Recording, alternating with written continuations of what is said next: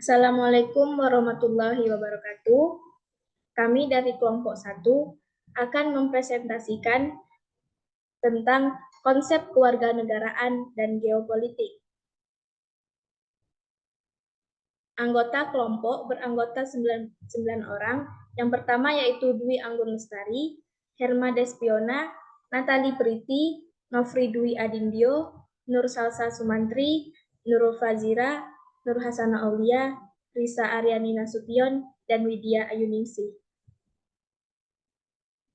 Yang pertama, saya akan menjelaskan tentang kewarganegaraan.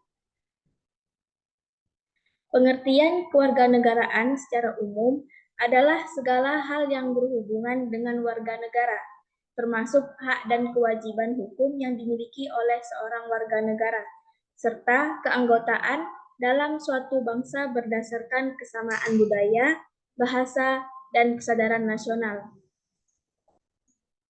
Pengertian kewarganegaraan dibedakan menjadi dua, yaitu kewarganegaraan dalam arti yuridis dan kewarganegaraan dalam arti sosiologis. Kewarganegaraan dalam arti yuridis ditandai dengan adanya ikatan hukum antara orang-orang dan negara. Adanya ikatan hukum itu menimbulkan akibat-akibat tertentu, yaitu orang tersebut berada di bawah kekuasaan negara yang bersangkutan.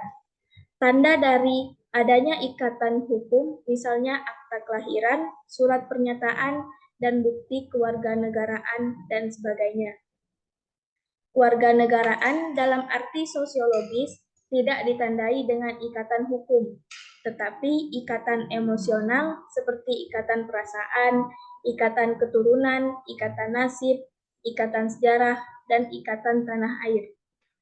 Dengan kata lain, ikatan ini lahir dari penghayatan warga negara bersangkutan. Status warga negara dapat didasarkan pada keturunan, tempat kelahiran, atau berdasarkan undang-undang yang berlaku di negara tersebut. Ada 4 asas kewarganegaraan yang berlaku di Indonesia. Yang pertama yaitu ius sanguinis, menentukan kewarganegaraan seseorang berdasarkan keturunan, bukan berdasarkan tempat kelahiran. Dengan asas ini, kewarganegaraan seorang anak ditentukan berdasarkan kewarganegaraan orang tuanya. Yang kedua, asas ius soli, menentukan kewarganegaraan seseorang berdasarkan tempat kelahiran. Di Indonesia, asas ini diberlakukan secara terbatas bagi anak-anak yang kemudian peraturannya diatur lebih rinci dalam undang-undang. Asas ini menentukan kewarganegaraan berdasarkan negara tempat kelahiran, meski ayah dan ibunya bukan warga negara tersebut.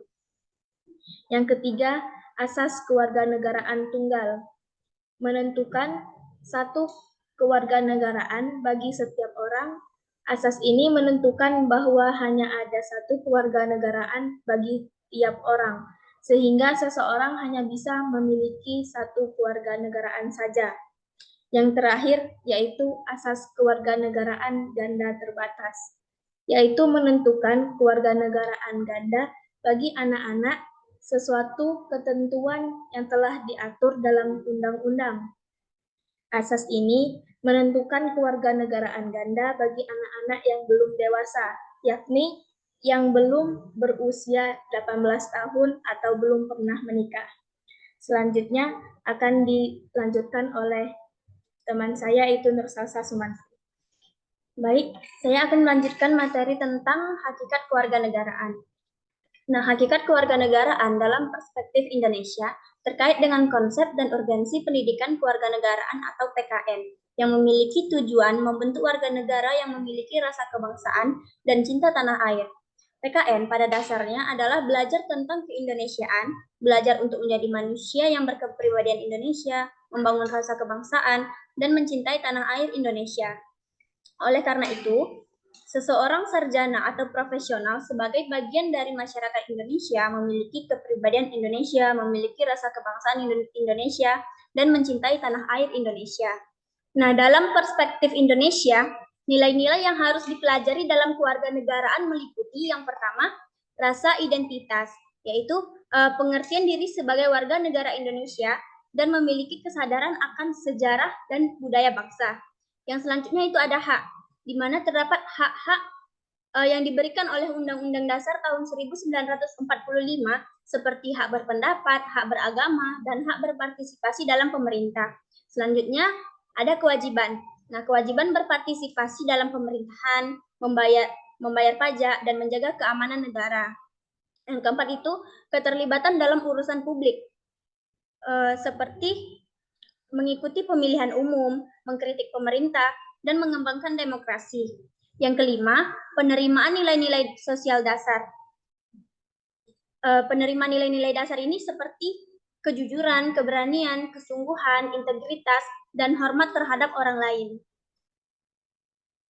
Yang keenam, patriotisme, di mana jika warga negara sudah memiliki sifat patriotisme, yaitu rasa cinta tanah air dan bangsa yang membela bangsa dan negara. Selanjutnya ada toleransi, di mana kita sudah dapat menerima perbedaan yang berbeda-beda serta tidak mengganggu kehidupan orang lain. Yang kedelapan, kebinekaan, yang mana kita menghormati perbedaan agama, suku, ras, dan budaya yang ada di Indonesia. Yang kesembilan, kualitas sumber daya manusia. Pengembangan sumber daya manusia yang baik dan memiliki kualitas yang terjamin. Yang terakhir, pendidikan kewarganegaraan, yaitu mengembangkan pola pikir, sikap, dan perilaku yang rukun, damai, serta toleran. Nah, materi selanjutnya akan dilanjutkan oleh rekan saya, Nurul Fazira. Baik, saya akan melanjutkan materi yang selanjutnya, yaitu geopolitik. Nah, istilah geopolitik ini semula sebagai ilmu bumi politik yang kemudian berkembang menjadi pengetahuan tentang sesuatu yang berhubungan dengan ciri khas negara yang berupa bentuk, luas, letak, iklim, dan sumber daya alam suatu negara untuk membangun dan membina negara. Nah, secara umum pula, geopolitik ini bisa diartikan sebagai sistem politik atau peraturan-peraturan dalam wujud kebijaksanaan dan strategi nasional yang didorong oleh letak geografis suatu negara. Terdapat beberapa pandangan para pemikir geopolitik, yaitu yang pertama Friedrich Schlegel. Nah, teori yang disampaikan oleh Friedrich Schlegel ini adalah teori ruang yang dalam konsepsinya dipengaruhi oleh ahli biologi, yaitu Charles Darwin. Ia menyamakan negara sebagai makhluk hidup yang makin sempurna serta membutuhkan ruang hidup yang makin meluas karena kebutuhan. Nah, dalam teorinya bahwa bangsa yang berbudaya tinggi akan membutuhkan sumber daya yang tinggi dan akhirnya mendesak wilayah bangsa yang primitif. Yang kedua yaitu Karl Haushofer. Teori ruang dan kekuatan merupakan hasil penelitian dari Karl Haushofer yang dikenal dengan teori regional. Terdapat beberapa isi dari teori ini, yaitu yang pertama, Lebensraum atau ruang hidup yang cukup, yang kedua, autarki, dan yang ketiga, dunia dibagi menjadi 4 region, dan tiap regionnya dipimpin satu bangsa yang unggul. Yang ketiga yaitu Sir Halford Mackinder. Teori daerah jantung dalam teori ini mungkin terkandung agar negara lain selalu berpaling pada pembentukan kekuatan darat. Nah, simpulan dari teori ini yaitu yang menguasai Eropa Timur memerintah daerah jantung, yang menguasai daerah jantung memerintah pulau dunia, dan yang menguasai pulau dunia memerintah dunia. Sekian materi dari saya, yang selanjutnya akan ditunjukkan oleh rekan saya, Risa Aryani. Baik, saya akan melanjutkan dari pandangan para pemikir geopolitik, yaitu yang selanjutnya Sir Walter Raleigh dan Alfred de Manhan. Sir Walter Raleigh menyatakan bahwa siapa yang kuasai laut akan menguasai perdagangan dunia atau kekayaan dunia dan akhirnya menguasai dunia. Oleh karena itu, harus memiliki armada laut yang kuat. Sebagai tindak lanjut, maka Inggris berusaha menguasai pantai-pantai benua yang paling tidak menyewanya. Selanjutnya yaitu Goliath dan Michael Binage. Kedua orang ini mencita-citakan berdirinya angkatan udara. Dalam teorinya menyebutkan bahwa kekuatan udara mampu beroperasi hingga garis belakang lawan serta kemenangan akhir ditentukan oleh kekuatan udara. Selanjutnya Nicholas J. Spearman, yaitu teori daerah batas atau rimland theory. Dalam teorinya tersirat, dunia menurutnya terbagi empat, yaitu daerah jantung atau heartland, bulan sabit dalam atau rimland, bulan sabit luar, dan dunia baru yaitu benua Amerika. Menggunakan kombinasi kekuatan darat, laut, udara untuk menguasai dunia. Daerah rimland akan lebih besar pengaruhnya dalam percaturan politik dunia. Wilayah Amerika paling ideal dan menjadi negara terkuat. Selanjutnya, dari pembahasan di atas dapat disimpulkan bahwa teori geopolitik menjadi doktrin dasar bagi terbentuknya negara nasional yang kuat dan tangguh. Sebagai doktrin dasar ada 4 unsur yang diperlukan, yaitu yang pertama konsep ruang. Inti dari konsepsi geopolitik yang merupakan wadah dinamika politik dan militer. Yang kedua, konsepsi frontier, yaitu merupakan batas imajiner antara dua negara yang saling berpengaruh. Yang ketiga, konsepsi politik kekuatan, merupakan faktor dinamika kehidupan bangsa dan menjelaskan tentang kehidupan bernegara. Dan yang terakhir yaitu konsepsi keamanan negara dan bangsa. Geopolitik akhirnya bertujuan untuk pengamanan negara baik secara fisik maupun sosial. Mungkin sekian konsep-konsep dari geopolitik dan sekarang pembahasan mengenai kasus dan akan dilanjutkan oleh rekan saya, Natali Priti. 8 rumah warga Ahmadiyah di Desa Greneng Induk, Kecamatan Sakra Timur, Kabupaten Lombok Timur diserang warga. 8 kepala keluarga diamankan ke Mapolres Lombok Timur. Puing-puing masih berserakan di rumah 8 kepala keluarga warga Ahmadiyah di Desa Greneng Induk, Kecamatan Sakra Timur, Kabupaten Lombok Timur yang dirusak warga pada Sabtu siang dan malam. Jendela dan pintu rumah masih hancur dan dibiarkan oleh warga. Demikian juga dengan 2 rumah warga yang dirusak Minggu pagi masih belum diurus. Warga sekitar juga enggan memberikan keterangan mengenai peristiwa tersebut. 8 kepala keluarga warga Ahmadiyah kemudian diamankan di Mapolres Lombok Timur.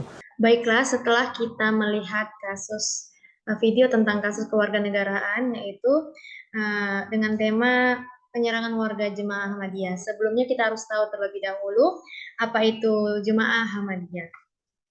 Jemaah Ahmadiyah itu adalah suatu sekte dalam agama Islam yang didirikan oleh Mirza Ghulam Ahmad yang mengaku dirinya sebagai Nabi, Isa Al-Masih yang dijanjikan dan sebagai mujadid. Ia mendirikan aliran Ahmadiyah ini dengan ajaran-ajaran yang fokus utamanya mengenai ide Islam yang mendapat pembaruan dari pemikiran Islam itu sendiri.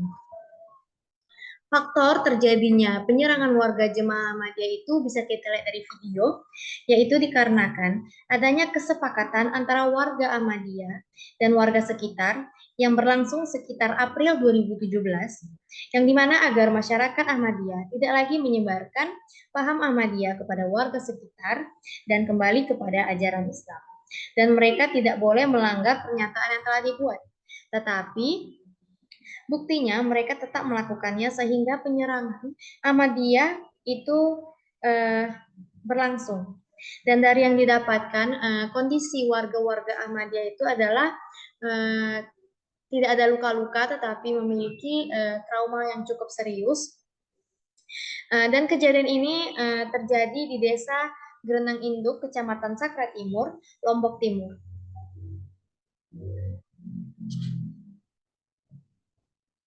Sekian yang bisa saya sampaikan dan akan dilanjutkan oleh teman saya Fiona. Baik, saya Hermades Fiona akan melanjutkan materi tentang pembahasan kasus penyerangan warga Jemaah Ahmadiyah. Dari kasus yang terjadi, pihak kepolisian pun segera melakukan tindakan dengan mengamankan warga Ahmadiyah ke tempat yang lebih aman, yaitu ada 26 jiwa dari 8 kakak. Kemudian juga pihak Polres Lombok Timur meminta keterangan terhadap warga sebagai saksi dan akan terus mencari warga yang ikut melakukan penyerangan. Selain itu juga pihak Polres Lombok Timur akan mempertemukan kedua belah pihak untuk dicarikan solusi permasalahannya. Kemudian kasus penyerangan pada Jemaah Ahmadiyah ini memiliki atau memberikan dampak bagi Jemaah Ahmadiyah dan dampak bagi warga tersebut. Yang mana dampak bagi jemaah Ahmadiyah ini yang pertama trauma dan ketakutan. Seperti yang disebutkan pada video, mereka merasa tidak aman dan terancam di lingkungan tempat tinggalnya sendiri. Kemudian yang kedua itu kerugian materi. Seperti pada video juga, penyerangan ini merusak rumah-rumah jemaah Ahmadiyah. Yang mana penyerangan ini pun akan memberikan kerugian materi yang signifikan pada jemaah Ahmadiyah. Kemudian yang ketiga, pelanggaran HAM. Penyerangan ini termasuk pelanggaran HAM untuk memeluk agama dan kebebasan berekspresi, sehingga terhambatnya kehidupan beragama dan bermasyarakat. Yang keempat, itu diskriminasi sosial. Jemaah Ahmadiyah ini merasa mereka dijauhi dan dikucilkan oleh lingkungan sekitarnya. Sedangkan dampak bagi warga, itu yang pertama, kekerasan dan anarkisme. Hal ini dapat merusak citra daerah tersebut dan mengganggu keamanan dan ketertiban umum. Yang kedua itu pelanggaran hukum. Pelaku penyerangan terhadap jemaah Ahmadiyah ini dapat dikenakan sanksi pidana. Yang ketiga, ketegangan sosial, yang mana penyerangan tersebut memperburuk ketegangan sosial antar umat beragama dan memicu konflik serta mengganggu kerukunan. Yang keempat, kemunduran demokrasi. Karena hal ini menunjukkan adanya intoleransi dan pelanggaran HAM dan dapat merusak citra Indonesia di mata internasional. Adapun peraturan perundang-undangan tentang kasus Ahmadiyah ini, yang pertama dalam konstitusi terdapat pada pasal 28E ayat 1 dan 2 Undang-Undang Dasar Negara Republik Indonesia tahun 1945 yang mana menjamin kebebasan memeluk agama dan beribadah menurut agama dan kepercayaan masing-masing.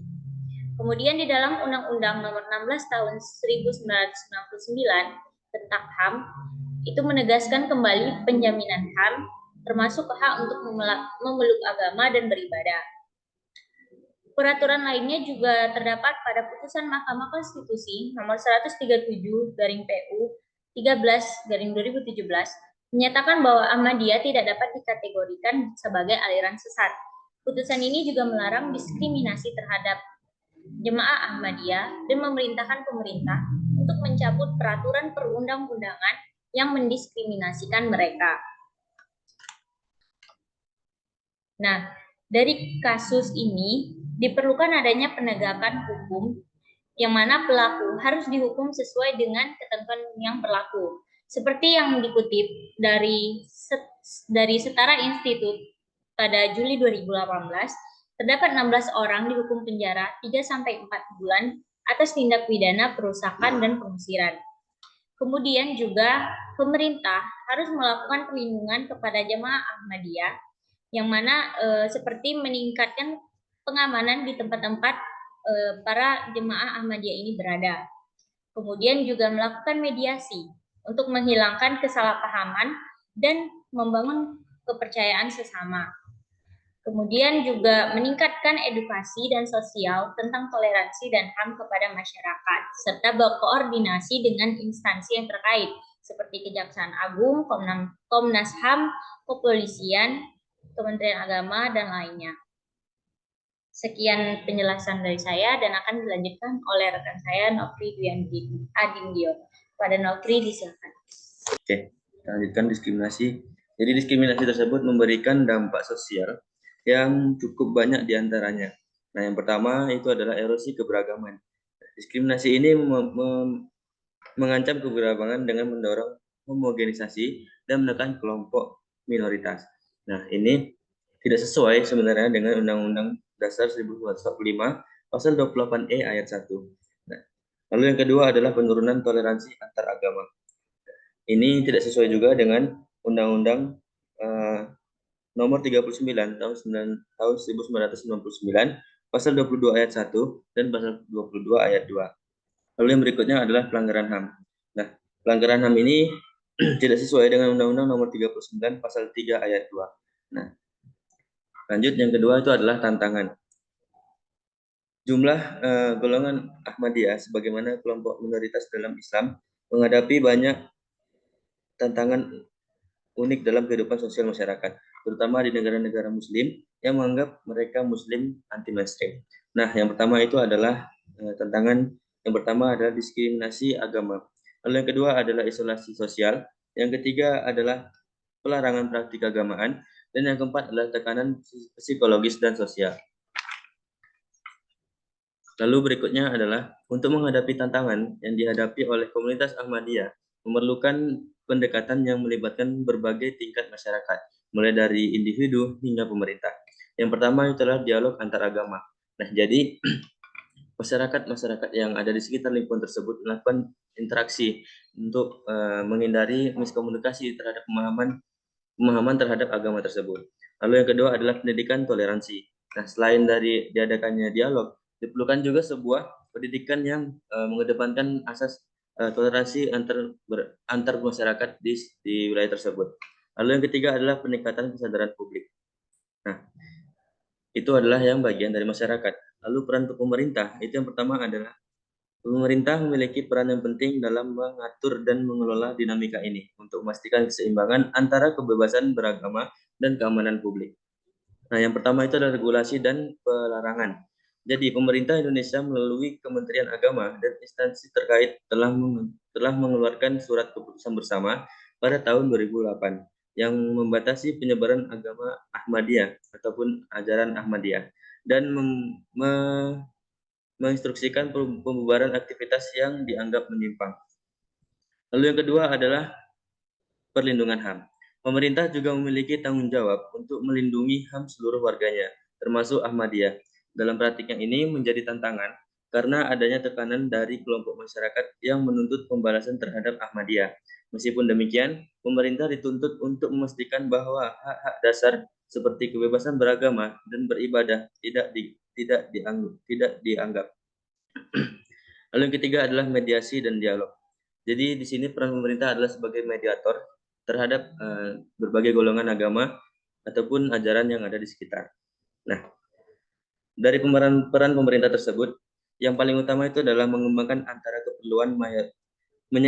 antara keperluan masyarakat mayoritas dan perlindungan hak pada masyarakat minoritas. Tantangan utamanya adalah memastikan bahwa regulasi yang ada tidak diskriminatif dan menghormati prinsip-prinsip hak asasi manusia. Nah, kesimpulannya, kasus penyerangan terhadap kelompok minoritas Ahmadiyah merupakan masalah yang serius yang mencerminkan ketidakmampuan dalam menjamin hak-hak dasar bagi semua warga negara, khususnya hak kebebasan beragama dan berkeyakinan. Penyerangan ini seringkali dipicu oleh intoleransi, misinformasi, serta kegagalan penegakan hukum yang efektif. Untuk mengatasi masalah ini, diperlukan pendekatan komprehensif yang mencakup penegakan hukum yang tegas, pendidikan tentang toleransi dan keberagaman, dialog antar agama, serta perlindungan hukum yang kuat bagi kelompok minoritas. Dukungan dari pemerintah, lembaga non-pemerintah, media, dan komunitas internasional sangat penting dalam memastikan bahwa hak-hak minoritas dilindungi dan kekerasan semacam ini tidak terulang kembali. Baik, itu yang dapat saya sampaikan, kemudian akan dilanjutkan oleh Widya. Baik, saya Widya Ningsih akan menjelaskan tentang kasus geopolitik. Di sini kami mengangkat tentang separatisme, khususnya di bagian Papua. Di sini akan ditampilkan video tentang kasusnya.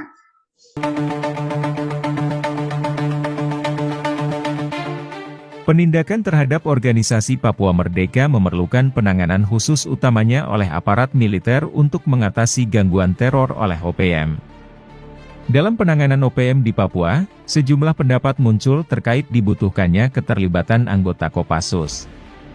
Menurut pengamat militer Hairul Fahmi, Kopassus memang memiliki keterampilan yang diperlukan untuk misi operasi anti-insurgensi, separatisme, dan pemberontakan. Baik, dari video tadi yang telah dipaparkan, dijelaskan bahwa pemerintah Indonesia menyatakan wilayah Papua ini masuk ke dalam Negara Kesatuan Republik Indonesia melalui Perjanjian New York pada tahun 1962. Akan tetapi, di dalam perjanjian ini, Papua itu tidak diikutsertakan. Lalu pada tahun 1964, golongan pelajar dari Papua ini bertekad untuk membebaskan Papua ini dari Indonesia dan Belanda ke PBB. Lalu Upaya separatisme ini ternyata semakin berkembang dan semakin terstruktur, sehingga terbentuknya suatu organisasi yang bernama Organisasi Papua Merdeka. Dikutip dari BBC Indonesia, dijelaskan bahwa perlawanan bersenjata diluncurkan OPM ini terhadap masyarakat yang datang dari luar ke Papua pada tahun 1965. Lalu ternyata pada tahun 2018 terjadi lagi penembakan kepada warga yang bekerja di PT Trans Papua, PT Istaka Jaya, dan juga Brimob yang saat itu bekerja di Papua. Lalu terakhir adanya penyekapan guru dan tenaga medis yang saat itu bekerja di Papua. Awalnya berdirinya OPM ini didasari karena adanya masalah dalam pemerintahan Indonesia itu sendiri. Namun, yang lebih spesifiknya itu adalah masalah politiknya. Penduduk asli Papua ini beranggapan bahwasanya pemerintah Indonesia ini tidak atau berbalik badan dalam pembangunan dan kesejahteraan dan pembangunan ekonomi yang ada di Papua ini. Penyebab munculnya organisasi Papua Merdeka ini adalah ketidakmampuan negara dalam menyeimbangkan kebijakan politik dengan kebijakan kesejahteraan untuk masyarakat Papua ini sendiri. Sehingga gerakan ini muncul dan mereka itu ingin melakukan tindakan separatisme ini untuk menarik perhatian pemerintah atau untuk meminta keadilan dari pemerintah. Gerakan ini muncul dikarenakan adanya kelalaian dalam pemerintah untuk memperhatikan keadilan, terutama bagi masyarakat Papua ini sendiri. Terdapat 5 aspek yang menjadi penyebab terbentuknya OPM ini. Yang pertama ada aspek politik, yaitu tentang janjinya pada pemerintah Belanda untuk mendirikan negara Papua setelah lepas dari negara Indonesia terjadi pada pemerintahan Belanda. Lalu aspek ekonominya, terjadi kemerosotan ekonomi di Indonesia ini sangat buruk, terutama pada tahun 1964 sampai 1966, sehingga penyaluran sandang dan pangan ke Papua itu tidak berjalan dengan semestinya. Lalu setelah sandang dan pangan itu sampai ke Papua, ternyata ada beberapa oknum yang tidak bertanggung jawab mengambil persediaan itu di toko-toko lalu diperjualbelikan ke luar Papua, sehingga masyarakat Papua ini tidak mendapatkan sandang dan pangan. Lalu dalam aspek psikologisnya itu adanya pemikiran yang dikendalikan dengan amarah, sehingga masyarakat Papua itu cenderung mudah tersulut emosinya. Dengan adanya pendidikan yang tidak merata di Papua, juga kurangnya pengetahuan terutama di bagian pedalaman dan pesisir pantai, sehingga mereka itu mudah untuk diprovokasi dan mereka sangat sulit emosinya daripada untuk memikirkan cara kritis dari masalah ini. Yang keempat ada aspek sosial, banyaknya masyarakat Papua yang merasa tersingkirkan dari Indonesia. Yang kelima ada aspek ideologis, di mana mereka percaya bahwa seorang pemimpin itu adalah ratu yang adil, yang mampu menjadikan hidup lebih baik dan lebih makmur. Namun sayangnya di Indonesia ini terhadap mereka tidak seperti yang mereka harapkan. Adanya konflik internal antara pemerintah dan OPM ini, di mana pemerintah pusat berpendapat bahwasanya tindakan separatisme yang dilakukan oleh masyarakat Papua ini merupakan salah satu bentuk upaya untuk pemisahan diri dari Negara Kesatuan Republik Indonesia yang melanggar hukum dan kedaulatan yang ada di Indonesia, sehingga pemerintah Indonesia ini melakukan perlawanan. Berbagai cara sudah dilakukan, namun bukannya menyelesaikan masalah, akan tetapi justru semakin menambah korban jiwa dari kedua belah pihak.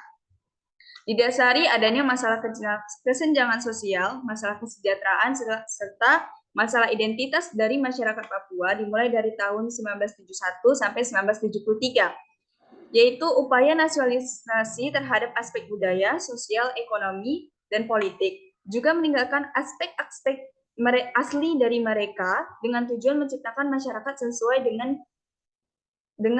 pengamalan Pancasila dan Undang-Undang Dasar 1945, yaitu masyarakat yang adil dan makmur. Namun ternyata upaya ini diserap oleh masyarakat Papua itu dan mereka menganggap bahwasanya identitas dan budaya mereka itu dikatakan tidak beradab dan terbelakang dari Indonesia, sehingga mereka semakin memicu amarah mereka dan anggapan dari mereka terkait kesenjangan mereka dengan Indonesia. Sekian yang dapat saya sampaikan, akan dilanjutkan oleh Anggun Lestari. Baik, di sini saya akan melanjutkan mengenai solusi dalam menyelesaikan konflik Indonesia OPM.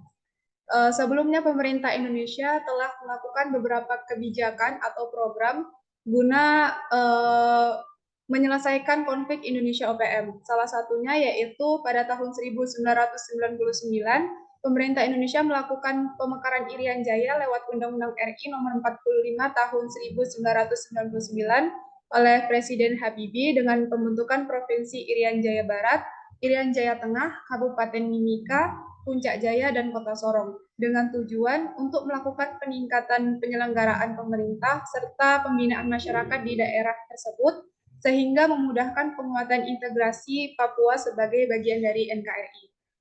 Namun masyarakat Papua menolak kebijakan karena menilai bahwa kebijakan ini diambil tanpa melibatkan suara dari masyarakat Papua. Kemudian pemerintah Indonesia juga mengambil program otonomi daerah Papua dengan disahkannya Undang-Undang Nomor 21 Tahun 2001 tentang otonomi khusus untuk Provinsi Papua dengan tujuan untuk memenuhi tuntunan masyarakat Papua, yakni untuk menghargai perbedaan kebudayaan dan kehidupan sosial di masyarakat Papua. Lantas solusi yang harus akan dilakukan yaitu dialog antara kedua belah pihak. Namun hal ini tidak semudah itu karena wacana dialog ini sudah ada pada masa Presiden Susilo Bambang Yudhoyono dan belum terlaksana sampai sekarang karena ada beberapa faktor yang mempengaruhi, yaitu pertama, kedudukan yang tidak sejajar antara OPM dengan pemerintah karena pemerintah menganggap OPM adalah kelompok kriminal yang harus ditangkap. Kemudian yang kedua yaitu keraguan dari pihak OPM apakah dialog tersebut OPM dapat benar-benar mengutarakan keinginan mereka dan TNI akan menerimanya.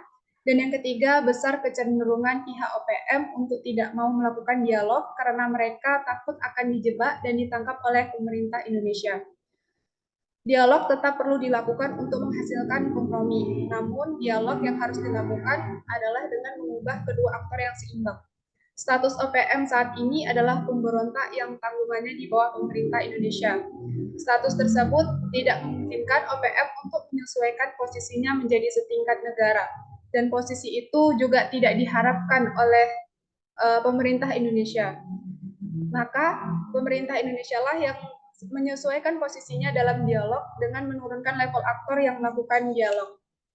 Menurunkan level aktor yang dimaksud adalah mengurangi dari segi kuantitas dan atribut kemiliteran. Selain menurunkan level aktor, pemerintah juga harus memilih aktor yang ahli bernegosiasi dan memiliki informasi yang cukup untuk bisa menyampaikan tuntutan Indonesia dan mendengar tuntutan dari OPM. Dalam dialog, pemerintah sebaiknya tidak hanya berfokus pada pembangunan Papua, namun juga harus berorientasi kepada kebutuhan dasar manusia. Sekian dari saya kembalikan kepada moderator. Baiklah, kesimpulan yang dapat kita ambil yaitu konsep kewarganegaraan dan geopolitik merupakan dua elemen penting yang saling terkait dalam memahami keberadaan suatu negara. Kewarganegaraan menentukan siapa yang menjadi anggota negara, sementara geopolitik melihat posisi geografis dan kepentingan nasional suatu negara dalam percaturan global. Geopolitik di sisi lain adalah studi tentang pengaruh lokasi geografis terhadap politik internasional. Letak geografis, sumber daya alam, dan populasi turut menentukan ketentuan dan kepentingan nasional suatu negara. Negara yang memiliki geopolitik yang baik, misalnya, akan memiliki posisi yang strategis untuk perdagangan dan keamanan. Hubungan antara keduanya dapat dilihat dari bagaimana konsep kewarganegaraan dapat membentuk geopolitik suatu negara. Kesimpulannya, konsep kewarganegaraan dan geopolitik tidak bisa dipisahkan. Keduanya saling mempengaruhi dan membentuk realitas keberadaan suatu negara di dunia. Dengan memahami keduanya, kita dapat lebih mengerti tentang hak dan kewajiban sebagai warga negara, serta kepentingan nasional yang dibawa oleh negara kita di mata dunia. Sekian presentasi dari kelompok kami. Kami akhiri, wabillahi taufiq wal hidayah. Wassalamualaikum warahmatullahi wabarakatuh.